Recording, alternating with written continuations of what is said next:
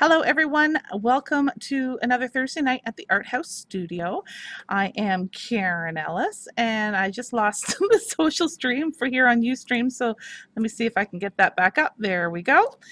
I am here in my studio in Cambridge, Ontario, Canada, and I do this every Thursday night. As long as I'm here in the studio, I will broadcast with you and with whatever I've been playing with at the time. So today I had a group of ladies in, which was awesome, and we had such a great time playing. They were working in their journals and we were playing around, so I just kind of got out the DecoArt Media Line because again, this is new to the studio, and I hadn't had a big opportunity to play with some of the products. So I took out some of their misters and their antiquing creams. You knew I had used the varnish before. We talked about that in my last project, but I have crackle paste and molding paste here. And I wanted to see how it reacted or how it was in comparison to the other products that I have used here in the studio in the past. So all in all, this is a neat little product. I like it. So I'm going to show you how I used it. Now, I did do some layering. These are a couple of the little pieces that I had created this afternoon with them. I have all of the things to make this little girl. This image here is from the Graphics Fairy. I think it's the graphicsfairy.blogspot.com. I believe that's what it is. It's been a while since I got it. And I'm going to use her again. And at the end of this recording, I will, or at the end of the broadcast, for those of you who are live on the chat, I will do a little raffle and we'll give this one away, okay? So we'll give away the one we make online. So we'll see. It's just a little canvas. This is just a little, I don't even know where I got it. Itty bitty canvas. I did put some felt on the back. There was a wonderful idea of using mini canvases in the current Somerset Studio magazine where they put eyelet hooks on the ends of the canvases and made little mini canvas wearables, which is a really cute idea. So if you want to do that, you're welcome to. As I was making them, I said to Jen, these would make really neat heavy-duty magnets too. Really fun magnets. So I might even do that because, well, at least I have ideas in my head. So it's all good. So as I mentioned, I was using the DecoArt Media products. I did put some Crackle medium down on here, but here's the thing with the Crackle paste.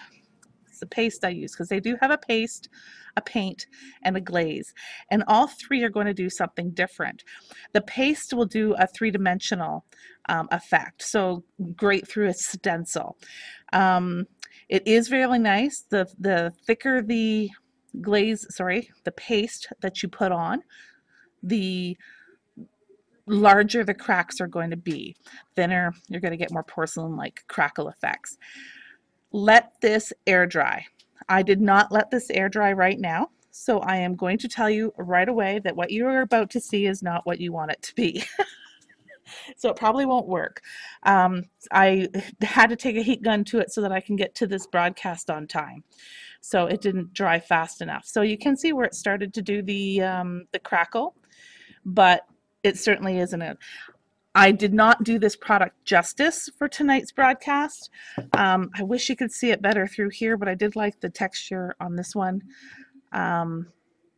There's too many layers on it, so I lost some of the crackle, but I wanted you to at least see it. The molding paste I used on this one, and the molding paste, what I did, I will show you when we do this accent on the piece that we're going to do together, as I mixed it with paint. It worked really well. This one I actually mixed with the shimmer spray and the molding paste, which was good too. So we're going to get to it. All right, hopefully that makes some sense. And I apologize right now to DecoArt that I didn't give a really proper, but here's the thing. If you don't do let it air dry, you're not going to get the best results from the product. Okay, so there's my disclaimer because I do really like it. Okay. Dun, dun, dun. I'm just going to grab a couple of stencils here, and I do have my misters, and I am going to do this one, so I'm going to recreate it. I don't have a green here, so I have a yellow, and the turquoise shimmer mister is really fun. So I'm going to spray both of these on my canvas, and of course the colors will mix and we'll get a blue-green tinge. Okay, So I'm going to spray some yellow. Now the, let's put it on there. These are paint misters, not ink misters. So they will be permanent once they are dry, which is very cool. Love it. Look at that gorgeous color. Now it is kind of going into the cracks,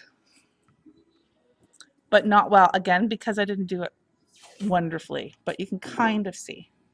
I do like that. Oh, I wish I did it proper for you, but at least there's some texture under there behind it so that you can see what I was trying to attempt. And I am going to dab some of it off because I don't want it too bright, and I want to mix this yellow in with the blue a bit. But notice I'm not mixing it all. I want tones of it happening. So I like it. This paint has a nice little open time too. I like it. Let's clean that up a little. I'm going to add a little bit more. Maybe take the cap off and do a little sprinkles on it too. Might as well. Go for it. Play. Have some fun. Now, Andy Skinner has some videos out for the DecoArt Media. I believe this is his line, if I'm not mistaken. So one of the things they recommend is you unscrew the nozzle and put it onto a bottle of just clear water and spray it out so that all the paint goes out of the nozzle, and then you won't get clogging. Brilliant. They also have, if you forget, a brush and stencil cleaner that comes in this bottle, this size bottle, so you can screw it right onto that brush and stencil cleaner and pump it out until it dissolves all of the paint that's in the nozzle, and it'll work for you too. So it's very cool. I was trying a little bit of that today. Worked beautifully. Genius. So there it is. Good idea. I know, like seriously, sometimes the best ideas are the simplest. And I'm going to pull out some of the molding paste or modeling paste. So it is rather thick, and I found it a little grainier than the golden molding paste that I do use, or modeling paste as they're calling it here. But it's still very nice. I equate it much like a light molding paste, and it will bubble up if you heat it, which we'll end up doing today, so pardon me for that. I am making this a magenta, so I am going to take the magenta spritzer, okay, from the Media Line. There we go, magenta, and just spray it into my paste, and take a knife and just mix it in. Now they were mixing it with fluid acrylic, but I have my misters here, and hey, works nice to me. There we go. So I took the wildflowers stencil from Crafter's Workshop, and I put it right on top of where I wanted to do. Now I'm only going to be using this section. It is separate enough from the other flowers that on the stencil that I don't feel the need to have to mask it off. I'm working on such a small surface that it doesn't really matter. Now I'm going to pick up the molding paste and put it onto my stencil. Modeling paste, sorry. Maybe it's an English thing too. So, okay. With the flat side, take it down and then gently remove that. There we go. So I did mix. Now I could put this in a little jar. I'm not going to at this point. I should probably do something in my journal. All right, so this little piece is dry. The molding paste that I mixed with the magenta paint has dried but not cured because I rushed it along for this broadcast. I do recommend, of course, leaving it air drying, as I'm sure they would as well. But I think it might, the top coat on here might be dry enough that I can do the antiquing. I'll just have to be very careful when I rub the top that I'm not taking off any of the molding paste. Okay. All right, so there it is. So I did use the gray antiquing. Here it is. Come on. Aha! Antiquing cream, medium gray. There we go, from DecoArt. So I'm just going to shake it a little. So the idea, and it will tell you on here, is to use a soft brush, wipe the whole thing in, let it dry, and then wipe away with a damp cloth. So I'm going to put some on my craft mat here.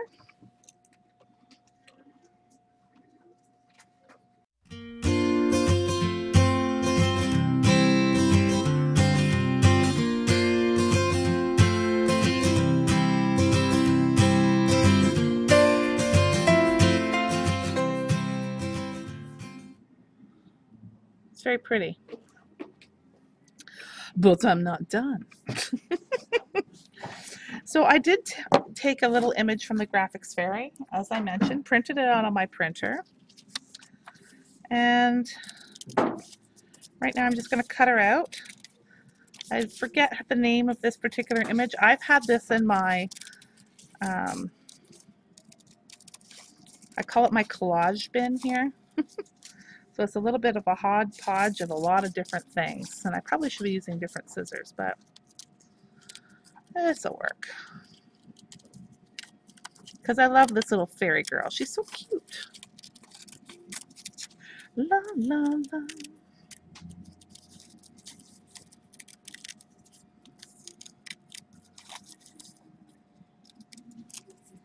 Okay, there we go. See, isn't she adorbs? And we're going to put her right on there. But I think before I'm going to do that, I'm going to take a little bit of the shimmer mister, the turquoise, put it on my craft mat, and take just a small brush and go in and just do some low-level highlights here.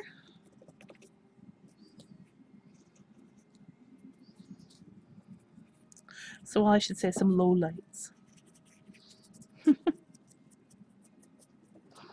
Just to give it a little bit of a varying color change. And I always like, if I put it in one corner, I tend to put it on the other. So I'll put it up here. There we go.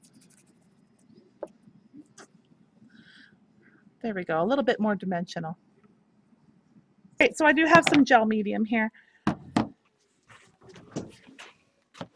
I only have one left of the DecoArt gel medium, so I decided not to open that one right away. Okay, so watch this, people who do sprays. Look, I'm going over this with water and a liquid substance, and it's not reacting.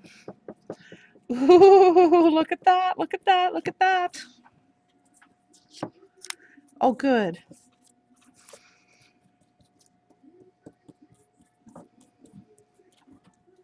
I'm saying oh good about your nice sidewalks. Hey, Phoebe.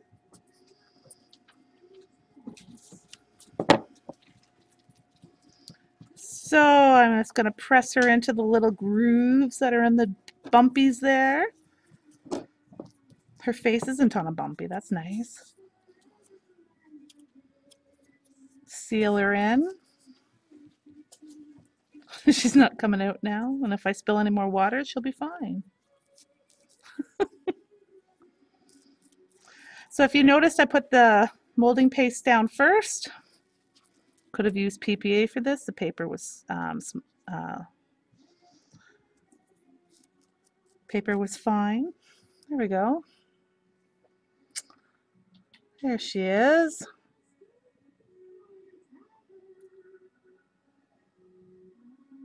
Well, hello, Lurker. I'm glad you said hello, team. So at this point, I'm just going to add, I could add it with the paste as well. I have a couple of metal butterflies. These were just in my stash. Actually, this is too big. I had another one that was a different size, but I don't know where she is right now.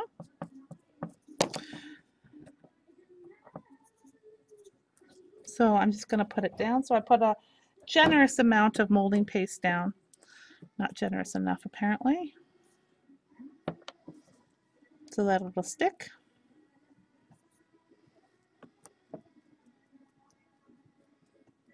There'll be days like this. Oh my gosh, it's like it's on cue. This song must have come on right after I spilled all that water.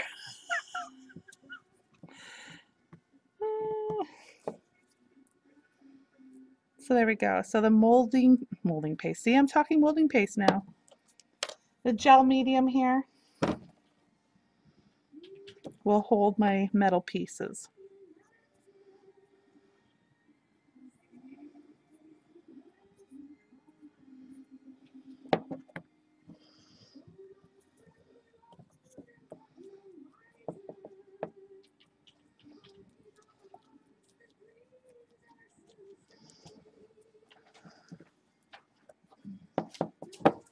Okay, got that in some water so that, well, if there's any left.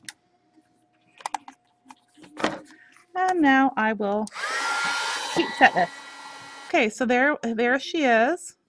You can still see all the colors from the couple of spritzes I did. As I mentioned earlier when I was drying, that the gel medium underneath the metal butterflies that are holding that on are a little white right now, milky, but that will dry clear. Isn't she cute? I just love her. So I'm going to take some varnish to her now, get her all glossed up, and so that we can really see the colors pop. I am liking that. You can choose any varnish that you'd like, but I am liking the satin varnish. And I do have that open. I used this on our bowl last week. I did the paper mache bowl, and this was the varnish that I used. So really nice. It's nice and thin, but really nice coverage. I don't see a lot of streaks.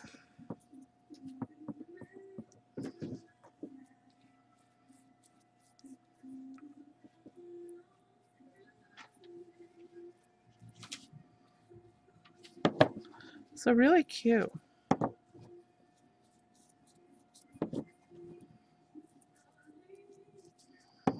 Now I am varnishing this on because that antiquing glaze that I did use on there, that gray antiquing glaze, you can almost see it. I'm going to show you. You see it's a little bit gray there. It will remain open until you varnish it. So it will remain.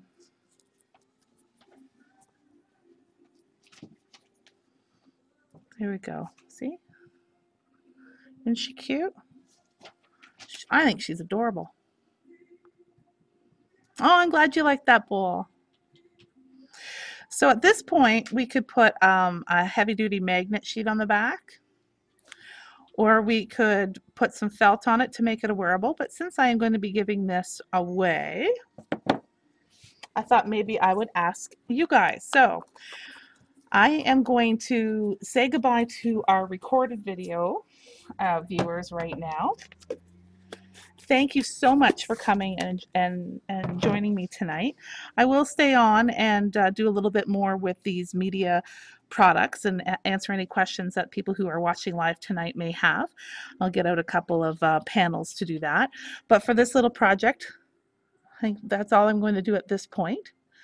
So thank you so much for joining me. I will post this and anything else that we talk about tonight on our blog, thearthousestudio.blogspot.com, and also on our Facebook page, so head on over there too.